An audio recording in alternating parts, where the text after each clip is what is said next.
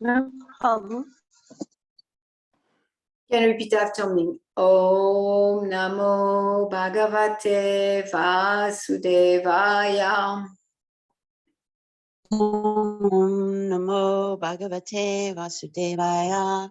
Om Namo Bhagavate Vasudevaya. Om Namo Bhagavate Vasudevaya. Om Namo Bhagavate Vasudevaya. Om Namo Bhagavate Vasudevaya. Hare Krishna. So today is a special day. Today is a day that Srila Prabhupada put foot in America. That's when he arrived on the shore of Boston Pier, and when he descended from the boat to see the American people. So because it's a special day, and because I received my copy of this special book, this book was recommended, highly recommended by Madhu Pandit Prabhu from Bangalore Temple, and I just received it. So I felt it's perfect that today is the day Prabhupada arrived in America, because I'm going to read to you, with you, from this book, an excerpt from this book. It's called Sing, Dance, and Pray, and it's a short biography of Srila Prabhupada from birth to from his past time of birth to his past time of death. And so I was thinking, because we very rarely, in fact, read from Srila Prabhupada's pastimes, very, very rarely in our community do we do that. So I was thinking to start a little bit before he left India, because it's a short biography, it's really 250 pages. So I want to just start a little bit before he left India. And I encourage everyone who is here to comment or share what's happening for you, or ask questions anytime during our reading. You can just unmute yourself and speak, since it's just a small group. So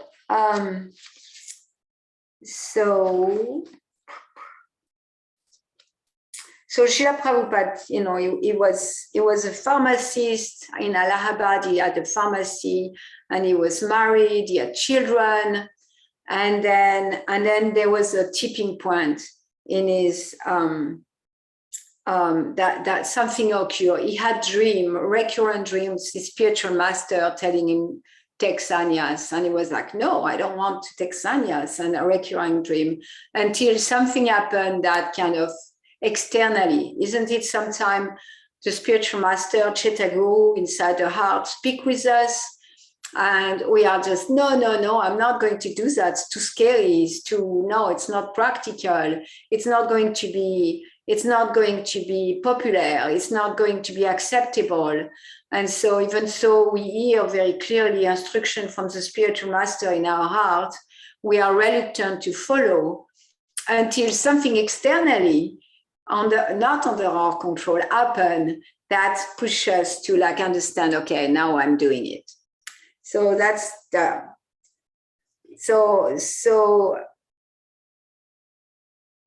first. So Prabhupada was preaching, he had his pharmacy, and then his business didn't do too well. At one point, his business was kind of dwindling. And then I'm going to be in that period where he's dwindling of his business, his dream about taking sannyas. And then I'm going to start in the middle of the page. The title of that, the title of this chapter is A Reluctant Pharmacist. So Prabhupada was a pharmacist, but not that he was enjoying being a pharmacist. He was doing it as, you know, like his duty to maintain his family. But really his heart was in serving Radha and Krishna and serving the mission of his spiritual master. Two tipping points occurred. In Jhansi, so in Jhansi, that's where Srila Prabhupada, he started the League of Devotees. He really wanted to, you know, like move forward with starting something in service to his spiritual master and preach in English So he started the League of Devotees in Jhansi. So that's what we are going to hear about. In Jhansi, the building where he had set a base, so to speak, of the League of Devotees, and which he understood as having been given as a gift to him, turned out not to be so. So there was a lady who was really fond of Srila Prabhupada, and in Jhansi, she gave him a building to do his meeting, to preach Bhagavad Gita, to preach Bhagavatam. And then here we will hear how it wasn't so. The owner demanded that he buy out the property, but Bhaktivedanta could not afford to do so. Years of paying for his preaching work and therefore the publication from his intermittently successful business had reduced him to penury. So at that time, he had no money. At home, conflict came to a head when his wife, Radharani, pawned his sacred Bhagavatam to buy biscuit to have with her tea, to which she was attached. This storm will no longer remain in the teacup. It's an interesting, the writer, his name is Indul Sangupta. So because he's Indian, his style of English is a little difficult to read. So the Jhansi project, where Prabhupada was putting energy to build up his movement, fell apart, couldn't have the building. At home already, there was so much tension because his wife was frustrated that Srila Prabhupada, at the time, Abhay Charande, was spending his money, his time to preach Krishna consciousness. She wasn't very supportive. And then she took his Bhagavatam and his translation, his manuscript, and she sold it to buy biscuit to drink her tea. So that probably was very, very hard for Srila Prabhupada. Abhay Charan, Bhaktivedanta left. He left Jhansi. First, he went to Jhargram, and then to Mathura and Vrindavan, where he found refuge with another disciple of Bhaktisiddhanta Saraswati, and continued to show his skill in writing and editing, not always as a lofty Vaishnavite scholar, but in the best possible way. He was a storyteller, giving access to the love of Krishna to anyone who sought it. This move away from home resulted in a final stepping into the shoes that he had perhaps been preparing his whole life. The monastic vow of sannyas. No more will he have to maintain a foot in two boats. So here, Srila Prabhupada kind of moved into monk life, sannyas life.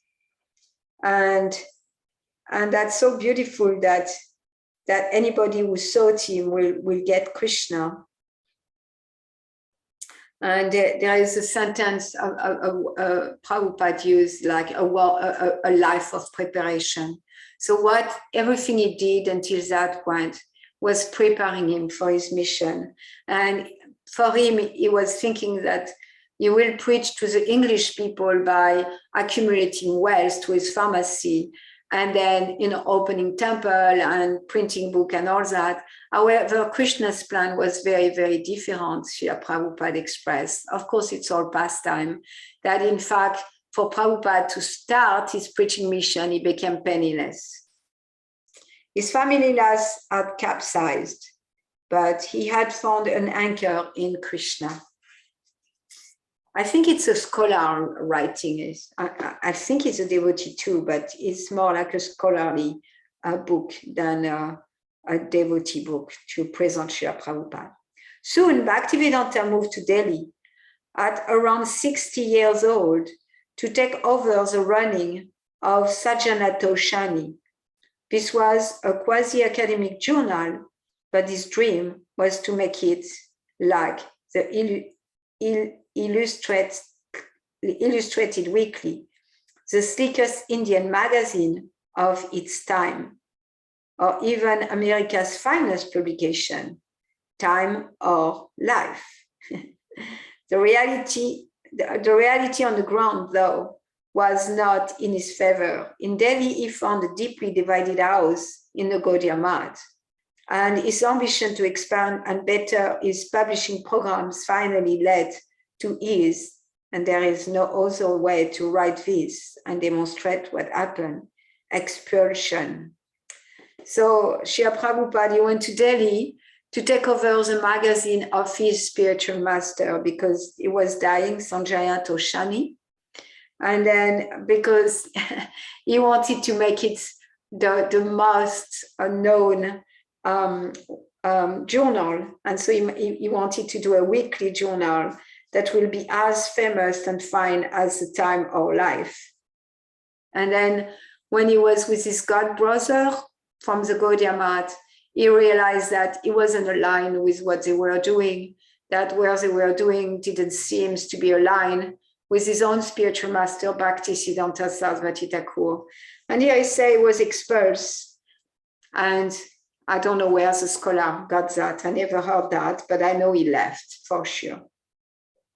He was perhaps, in the eyes of his contemporaries, or even his senior, in a deeply divided Gaudiya Math, too clever, too polished, too ambitious, even though devout. There may have even been a latent sense from his history of having run businesses and often contributed financially to the community that he did not really need the support in material terms of the splinter groups of the order. But any question, comment so far? Is it understandable what I'm reading? Yes, thank you. Okay. But this was far from the truth. Having left his familiar life behind, Abed Sharan Bhaktivedanta had been driven nearly to penury. His ambition of reaching the world remained intact, but for now, he could barely find a refuge for himself. As an aside, it is important to remember that Bhaktivedanta was also living through times of great poverty in large part of India after independence. There was so much poverty. I remember in the 60s, there was a lot of advertisement. We are all from the same period, but at least in France, I don't know, in America, they were constantly advertising the poverty in India and showing pictures of India and all the poor people.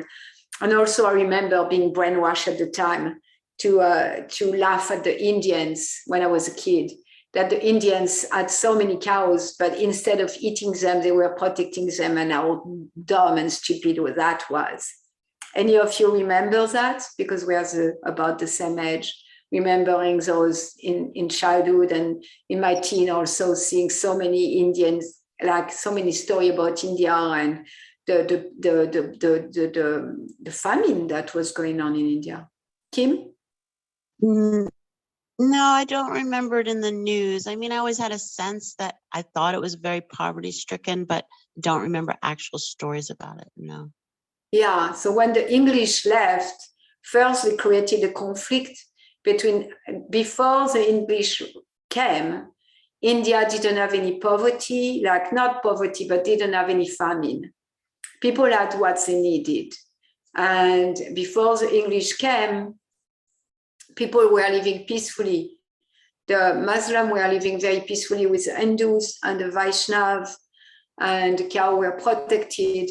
Then the English came and subdued India with the goal to destroy the Indian culture. And they succeeded in so many ways. And then what they did, they created a lot of tension between Muslim and Hindu, so much so that there was massacre between Hindu and Indian, like riot and massacre, like bleedy, ugly massacre. Like there was train that will move and they will arrive in train station with only dead body, savagely cut into pieces on both sides. Bodies of, train full of bodies of Hindus, train full of Muslim. And then because England came to India to get the resources from India. So they milk all the resources of India to send to England. So India, after the independence, was left very, very depleted. So that's what it's said here. So you can imagine Srila Prabhupada, he was a mendicant in a poverty-stricken India, not in a rich India. Between 1950 and 1980, the economy barely grew at about 1% per capita per annum. Not surprisingly, poverty did not decline by much.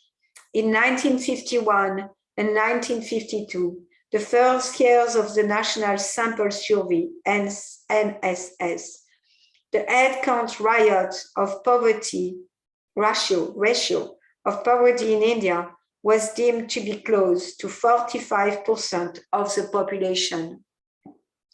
Some 32 years later, in 1983, the poverty ratio had stayed constant at 43%.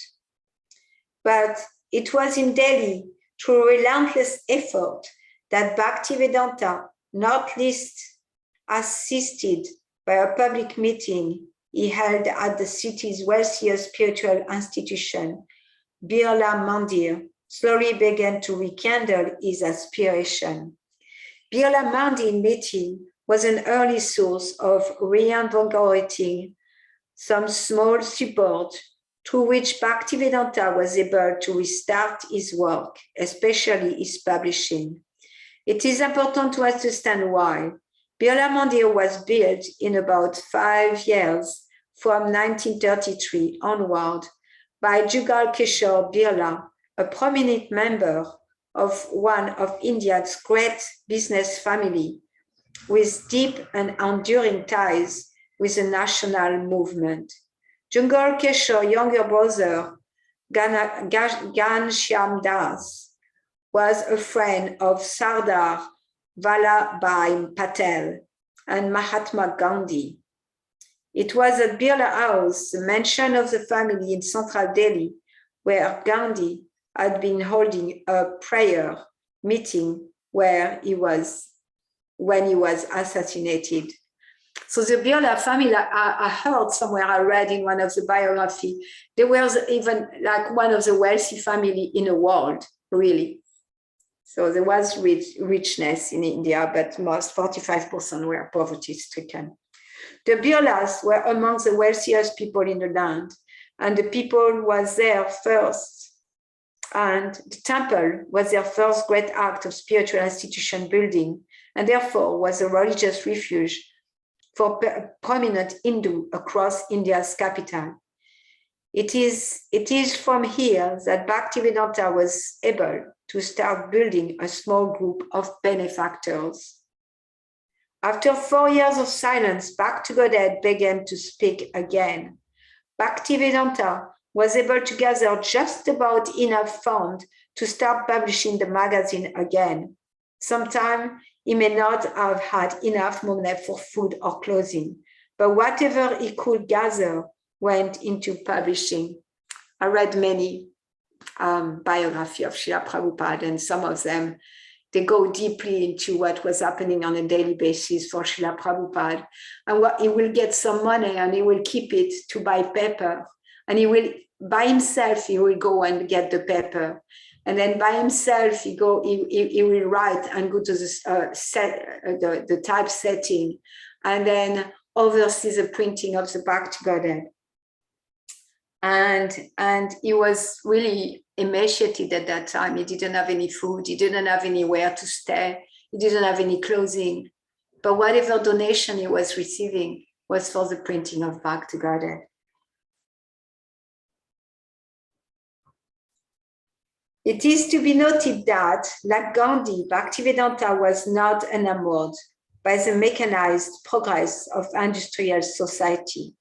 It seems to him that colonial processes and structure had continued even though the British were gone. Their edifice remained even though the architect had left. So the India before the English ruling was agricultural place, a very simple place where people were simple living and high thinking, where they had enough. They were cultivating the land. They were living from agriculture, mainly in villages. And in the villages, people were self-sufficient and were, practicing to grow their food, and of course, protecting the cows, and to protecting the cows, also being nourished by the cow milk and everything the cow produce, fertilizer and all that. So India was an impoverished.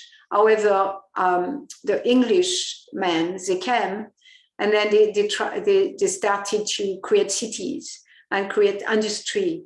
And then they create that a movement out of the countries to go to the cities, to work in factories and to leave the land, because people were attracted by the glittering of material commodities, like everywhere in the world, but in India, really created a lot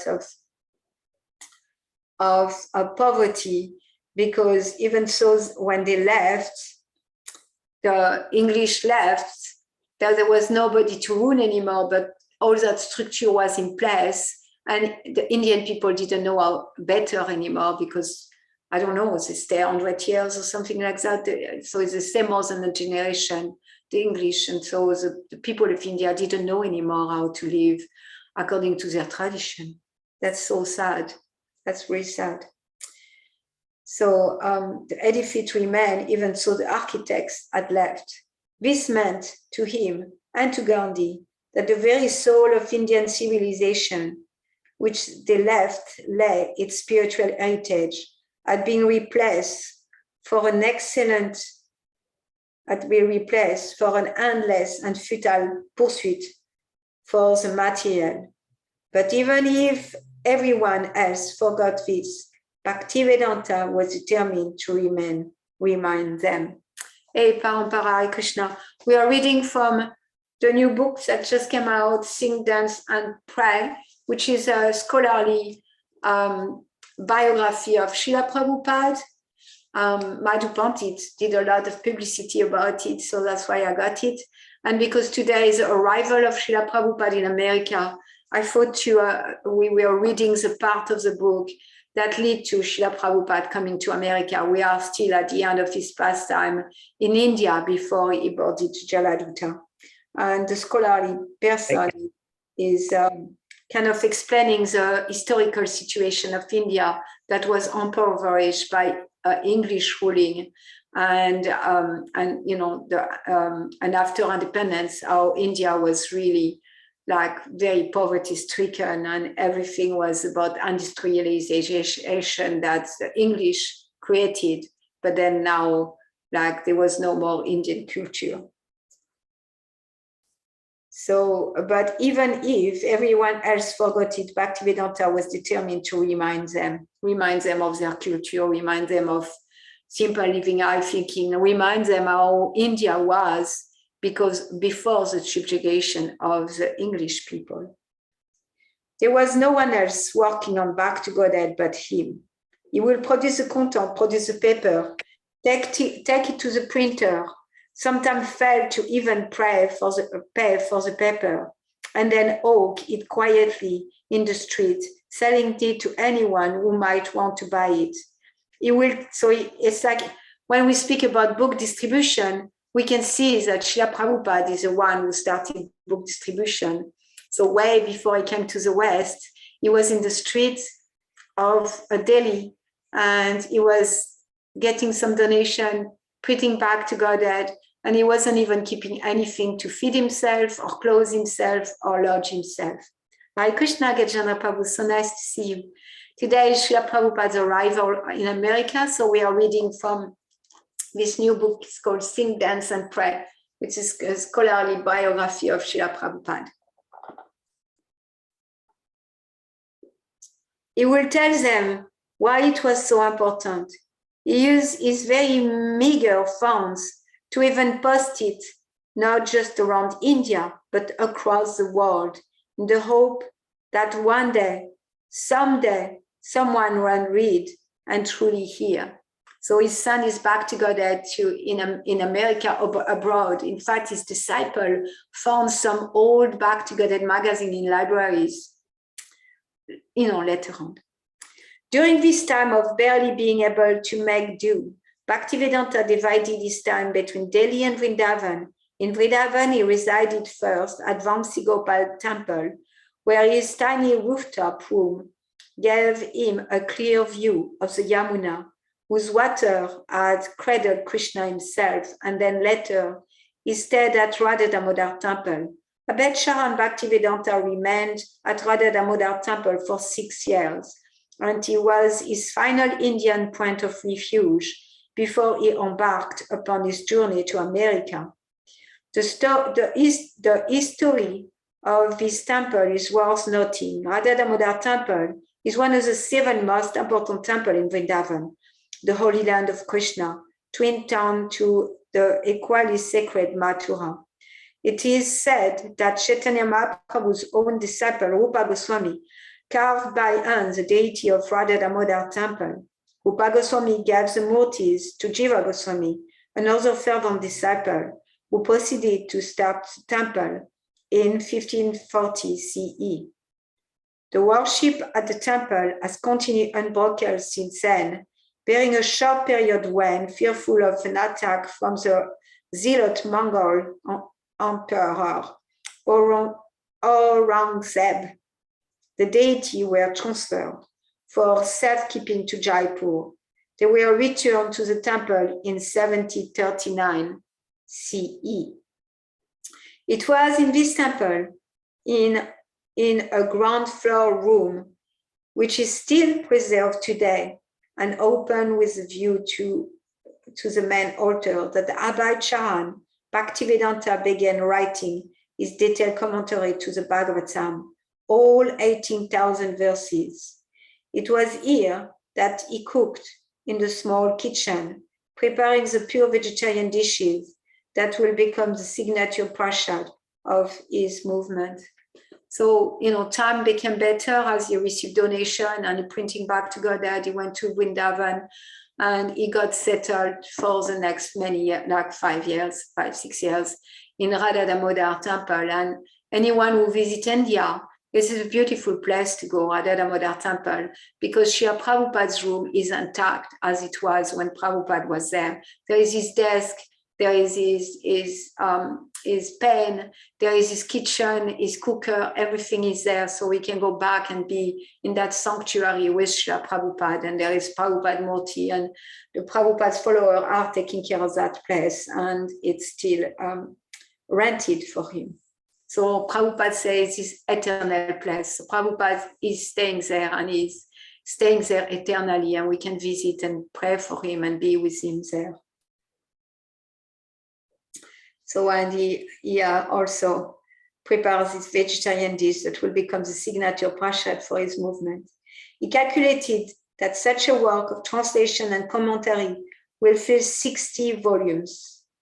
Remember that this is a man who, for all practical purposes, was penniless and struggled at that time, more often than not, to even publish a magazine regularly.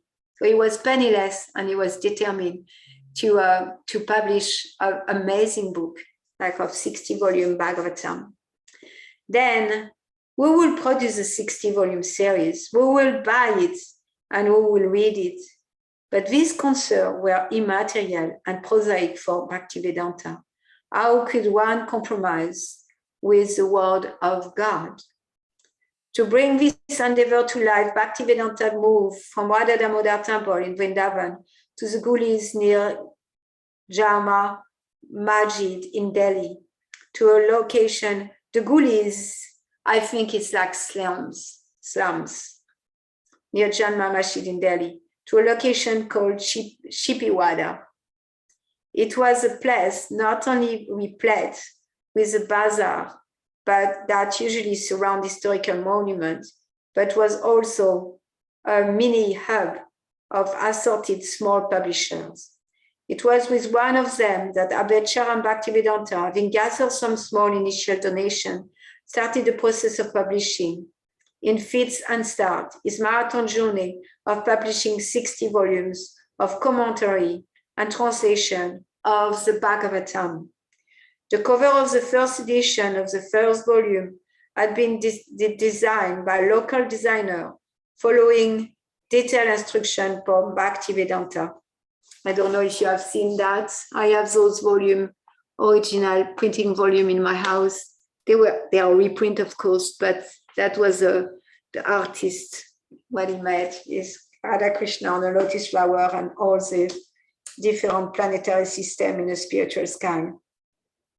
The cover page of the first,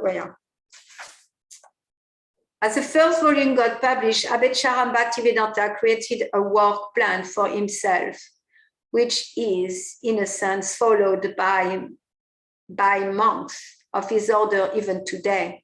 Conceptualized books, publish books, and then physically sell books.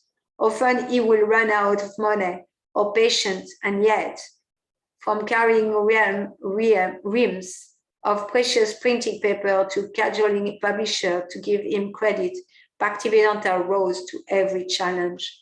I cannot even imagine. Yeah, he was penniless. He didn't have a car. He didn't have even a bicycle. He will go from one place to Delhi to another, buying paper in one place, carrying the ream of paper, bringing it to the printer to print his first volume of the Srimad Bhagavatam. And while he was barely like eating or sleeping or having like a decent place to be. Any comments, question?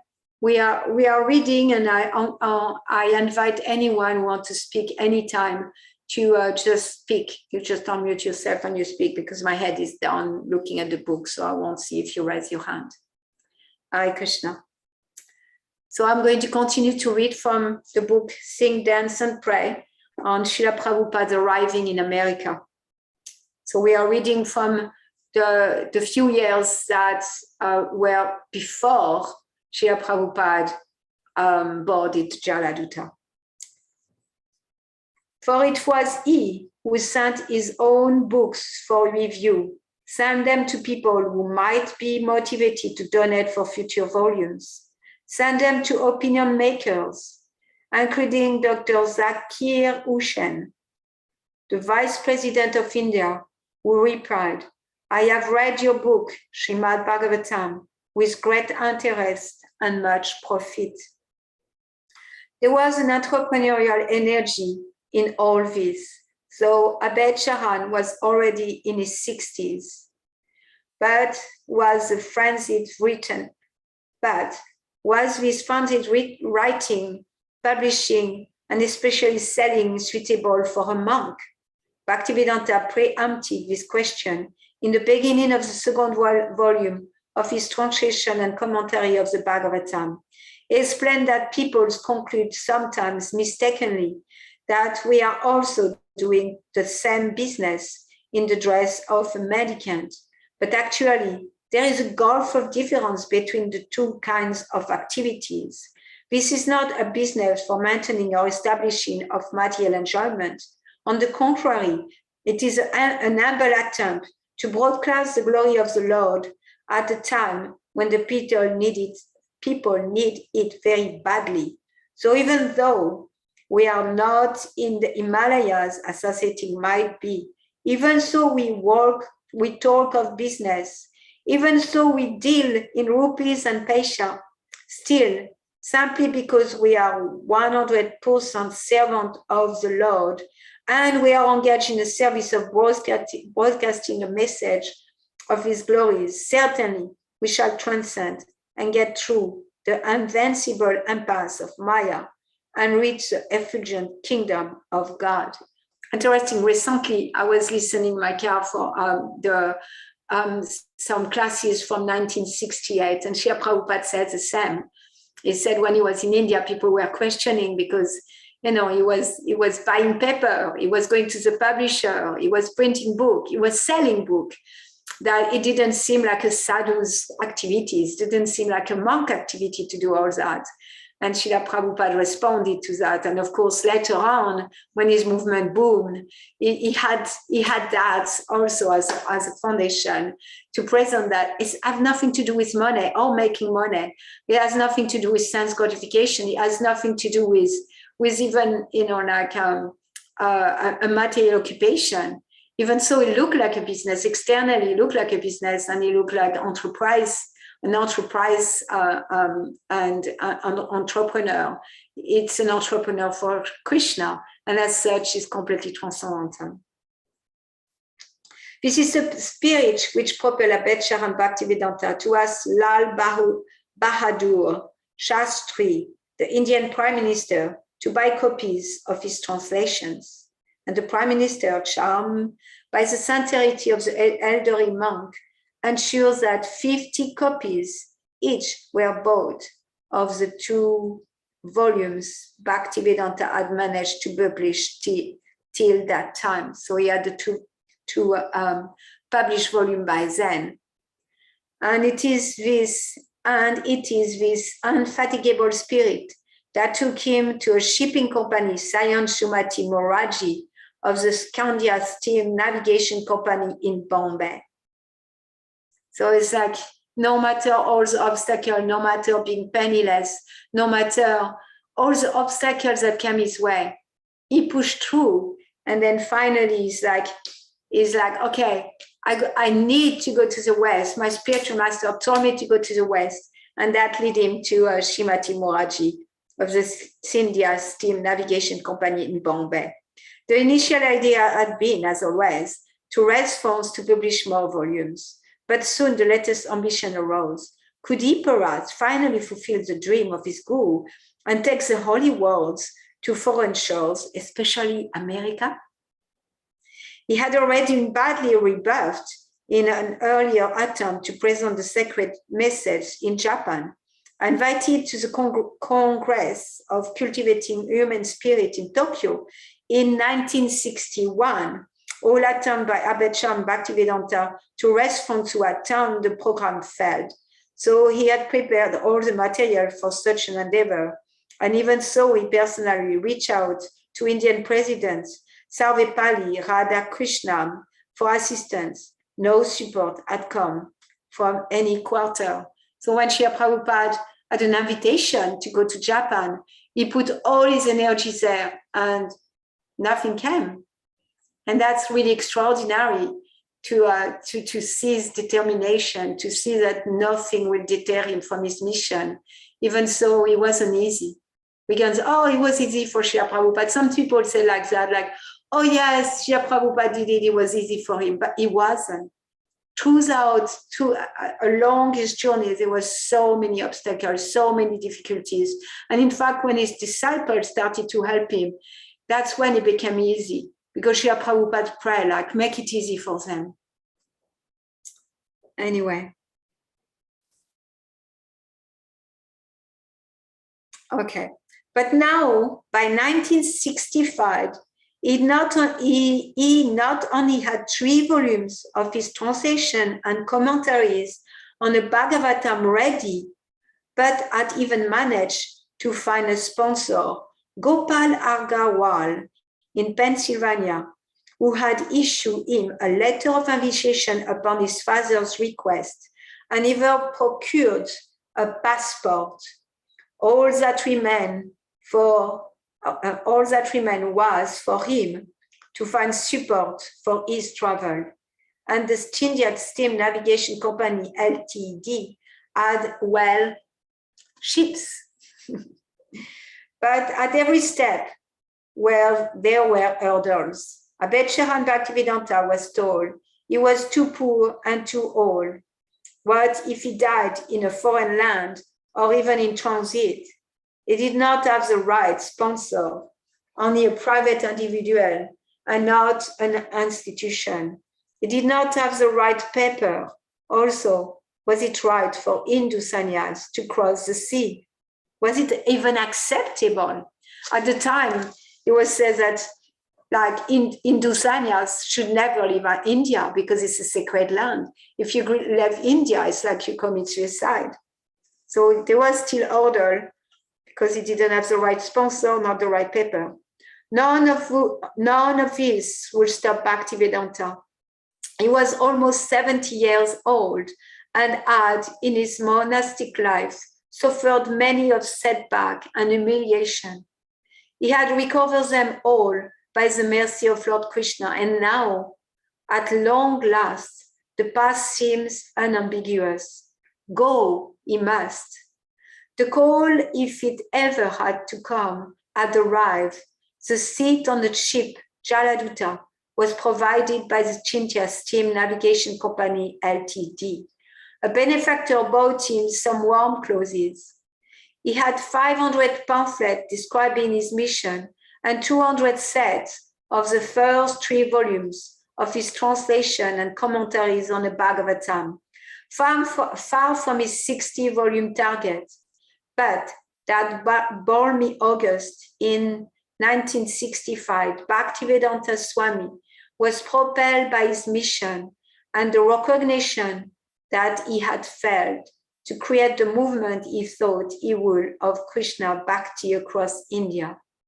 He had tried his best, but somehow success in creating a wider movement had eluded him. The only thing to do was to heed the instruction of his guru and change his geography. So he wasn't successful in India because he wasn't supposed to be successful in India.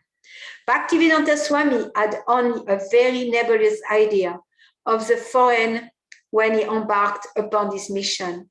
He had only really seen part of India in his whole life and had little understanding of what could or would await him in the United States. He knew, of course, that his guru had tried to seed this idea, but he could have also known that none of those efforts had really become sustainable or taken real root.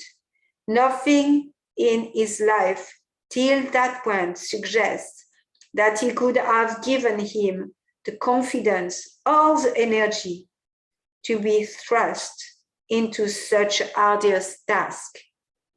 He had, it must be remembered, barely even succeeded in winning many followers, disciples, or even donors in his home country.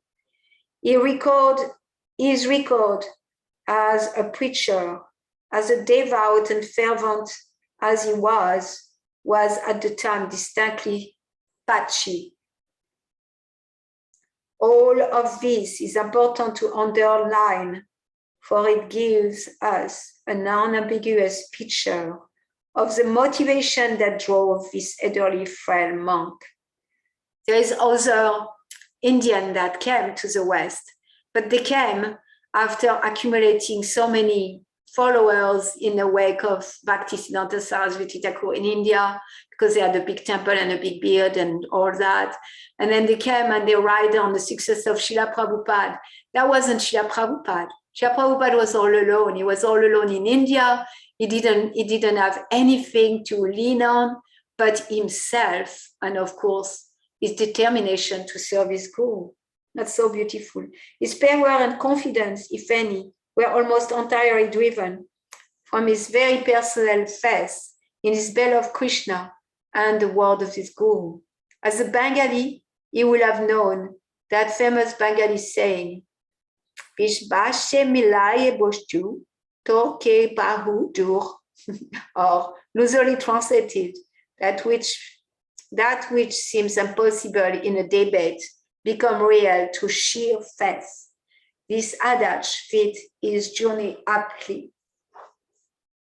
As ever, he was certain of the historicity of his effort, and even went to newspaper office to inform them of his upcoming momentous journey. Most ignore him, and only one published a small article. How foolish they were. They could be like world famous if they had. Prabhupada knew, like, this is momentaneous. It's like huge. It's the most important event in the history of humankind. He knew that. But the foolish publisher of newspaper, they didn't have the vision.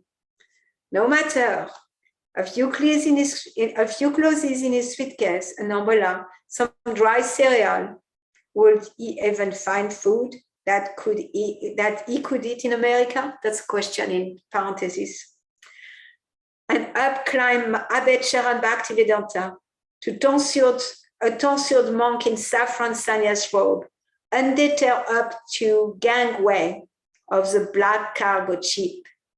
The impossible mission of his life to broadcast the glories of Krishna all over the world had begun. Hare Krishna. And the next chapter is called Downtown Monk. So I'm going to read 5 to 10 more minutes.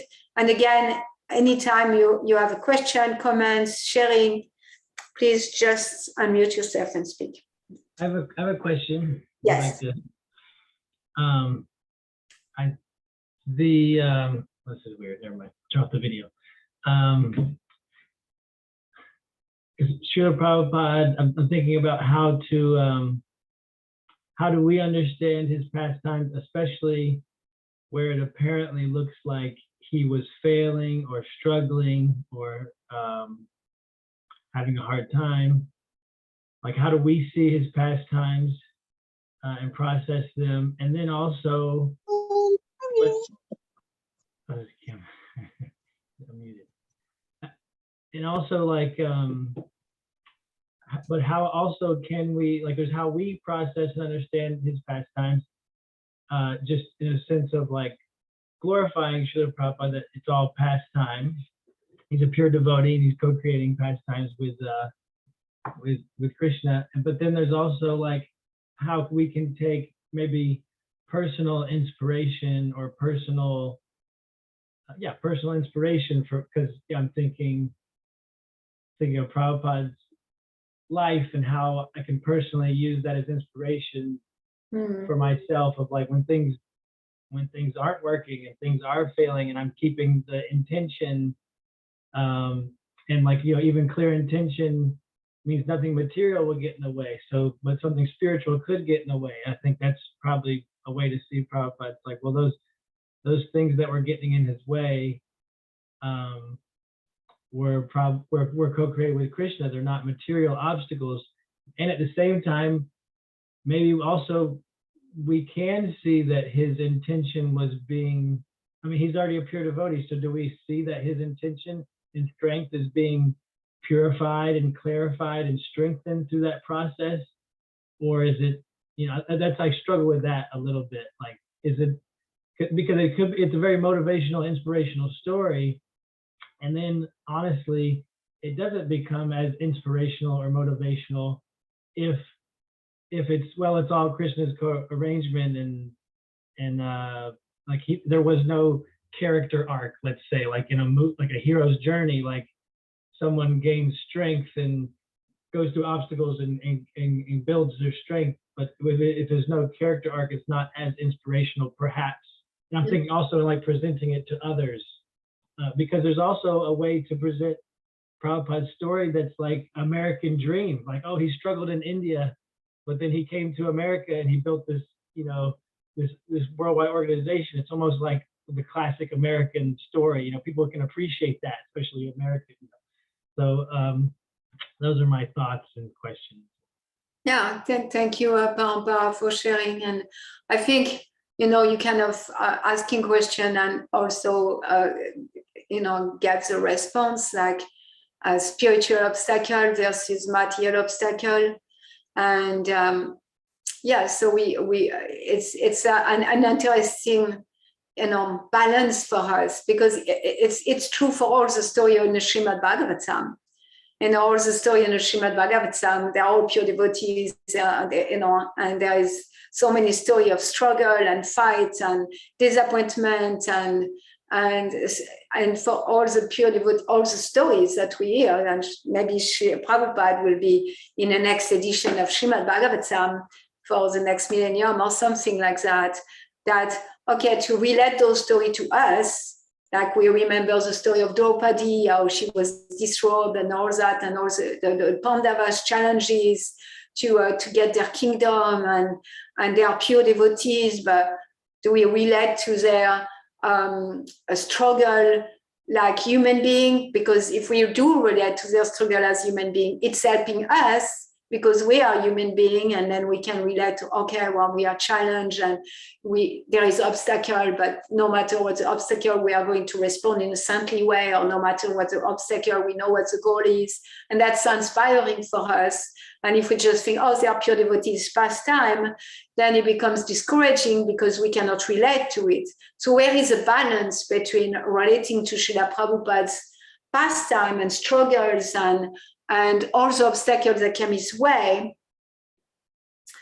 to find inspiration to do the same, while also understanding that we are not a pure devotee like Srila Prabhupada, and that Srila Prabhupada, whatever happened in his life, was a co-creation with Krishna, and that there was no mistake in the universe, that everything was in place to lead him to the explosion of his movement in the West. And I can only respond personally to your question, like how I see it. So I believe that the spiritual obstacle and material obstacle are there for every devotee, not simply for pure devotees. They are there for every devotees. That the Lord, as soon as we chant Hare Krishna, is explained so many places in the Srimad Bhagavatam and the Chaitanya Charitamrita and the Bhagavad Gita, that as soon as we chant Hare Krishna, all our sinful activity disappear. That's what he says.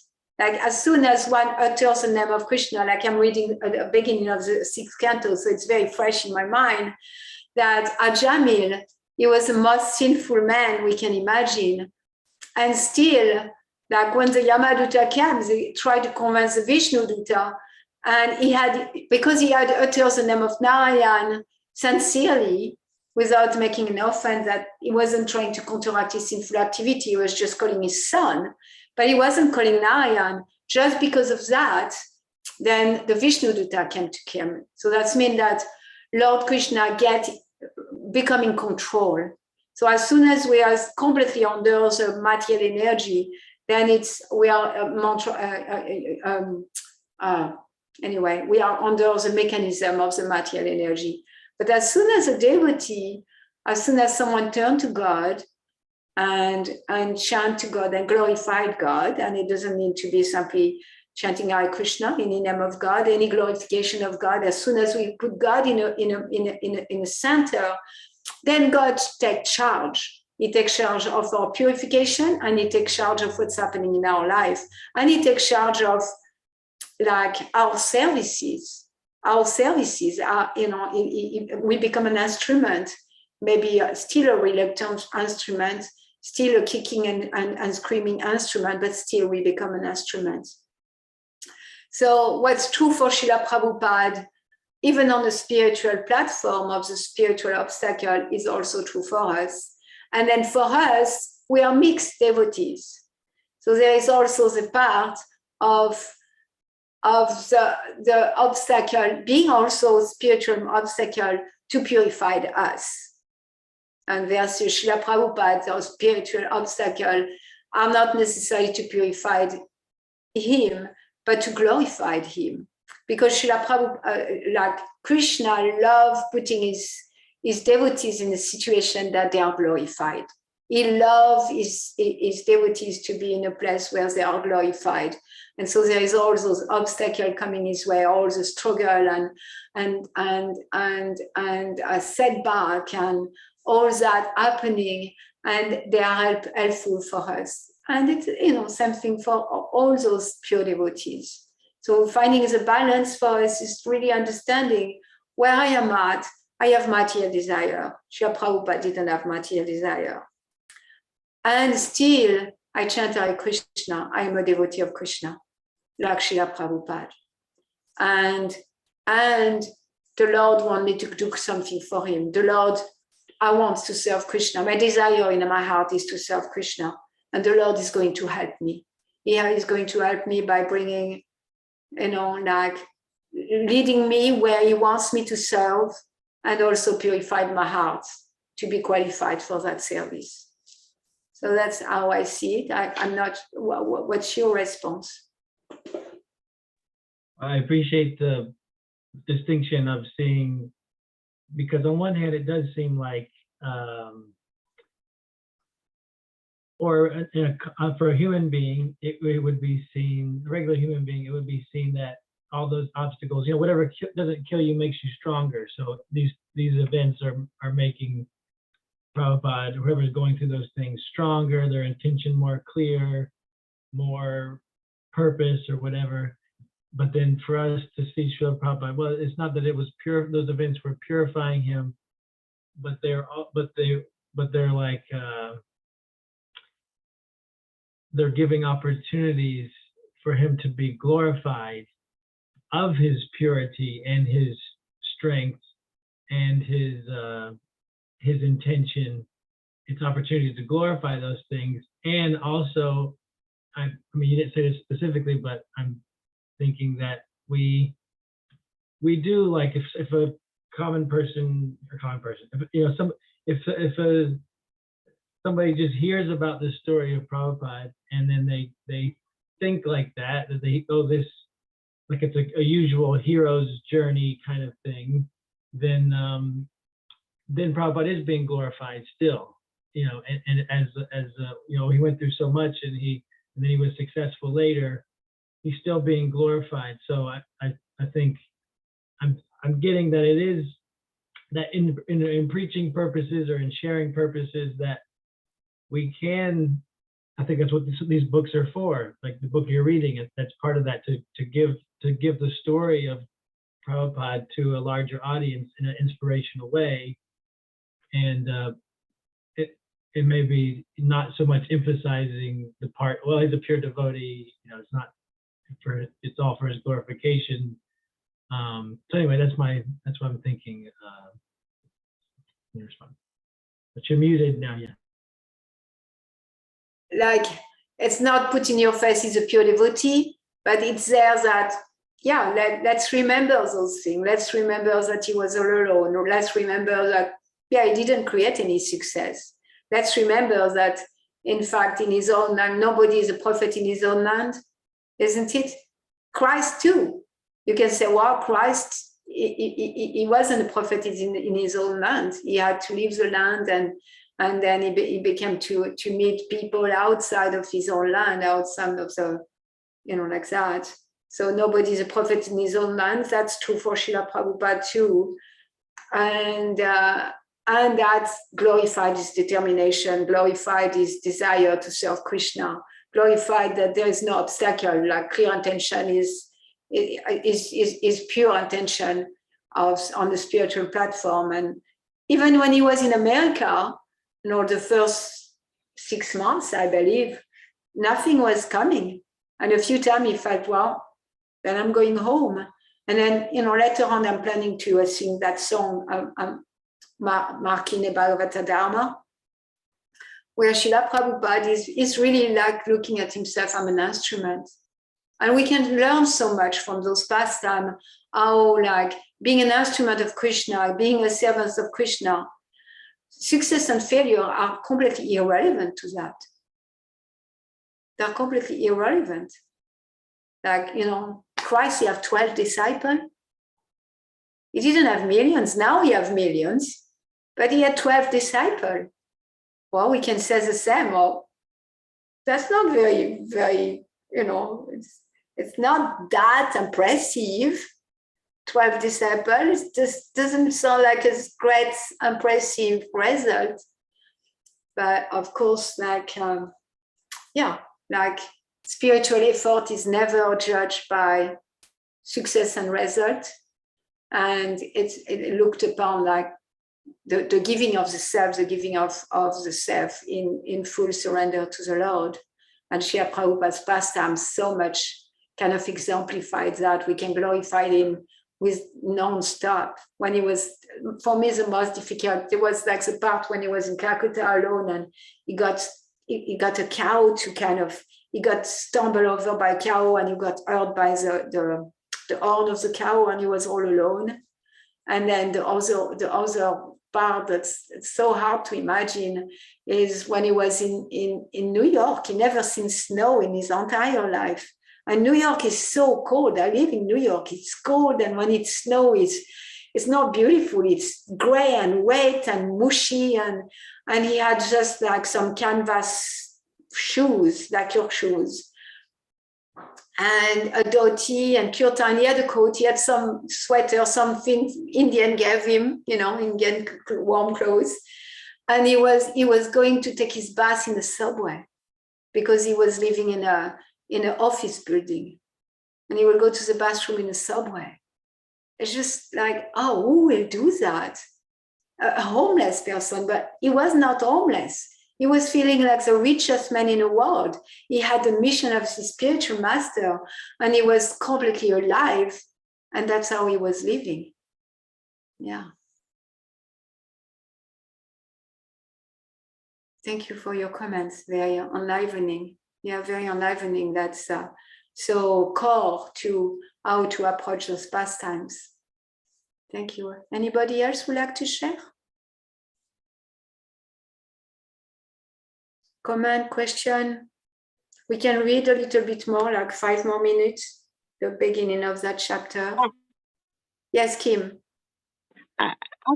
I missed part of Parampara's comment because my phone went out, but so I may be repeating, but just a simple thing, not major, but the one thing that always amazes me is age, and that he was able to accomplish all this in his older years. And I think you need to get older to really appreciate that. I'm not sure I appreciate that in my 20s and my 30s and my 40s and even my 50s. But as I go into my 60s, the appreciation of that fact that I knew the whole time is really becoming very real to me. So I just wanted to comment on that. Yeah, thank you, Kim. Yeah, same thing for me. Same thing for me. Like I was in my 20s, I was, Prabhupada, at the age of 70, I will say that in new people or in preaching, but it wasn't hitting home the same way it's home now. Now it's like, as I age, I can see attachment to comfort, attachment to taking care of my health, all those attachments are strong. Mainly the attachment to comfort is very strong in old age, because we don't know, like, when is my body's going to break down, and I need to protect myself from cold, and I need to make sure I have enough for retirement. The whole society is about having a cushy, comfortable retirement, and what Prabhupada did is like the complete opposite. He created for himself that at in his 60s, really in his 60s, from early 60s, he kind of gave up everything, and he was penniless and a monk, and he had nothing. He had nothing. And he had everything. He had the mission of the spiritual master and full faith in the holy man of Krishna. And he was, he was in constant connection with Krishna. So he didn't need anything. But yeah, I can relate to what you're saying, sharing, Kim. And Parampara was sharing how, how to look at the pastime of Srila Prabhupada and allow it to be inspirational for us, like a hero with so many adverse situations that he can overcome. And look at that as inspirational, and also know that Krishna and Srila Prabhupada created those obstacles, and that it's pastime. But sometimes if we just focus like, oh, it's just pastime, then it's so far from us so that we cannot relate to it. And thus it may not be inspirational for us. So how to find the right balance was Parampara's discussion. Was like accepting we are different, Prabhupada, and at the same time, like we can take inspiration from his struggles. Yeah, same with Christ. Christ had so many obstacles, so many difficulties, so many hardship, and he was, even he was murdered at the end. So, and how to take inspiration from Christ's pastimes for our life and follow in his footsteps without imitating. And that's the balance, how to follow the pure devotees and not try to imitate, because we are not pure devotee. So if we try to imitate, then we pretend that we are pure devotee. At the same time, their pastime are inviting us to follow in their footsteps and to allow ourselves to know that at the core, we are one with them, meaning Srila Prabhupada is Jiva soul, and there is no difference in a sense between Srila Prabhupada's Jiva soul and Lord Brahma is Jiva soul, and the ant is Jiva soul, and I am Jiva soul. And at the same time, Srila Prabhupada was never contaminated by the material energy. But what's possible for Srila Prabhupada, it's possible for every one of us too. Because at the core, we are also pure devotees. Hare Krishna. Anything else?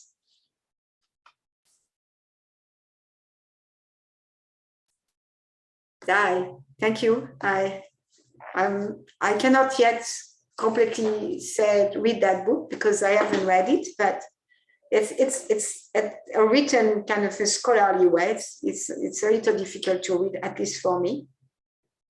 And I look forward to starting from the beginning and reading the entire book and see if it's a book I want to widely distribute or not.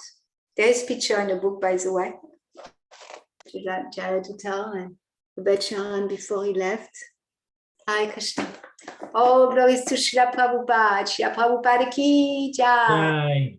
Vaishnav Thakur ki jai. Jai. Srila Prabhupada arriving in America ki jai. Jai. Thank you, Srila Prabhupada, for coming to America. Hare Krishna.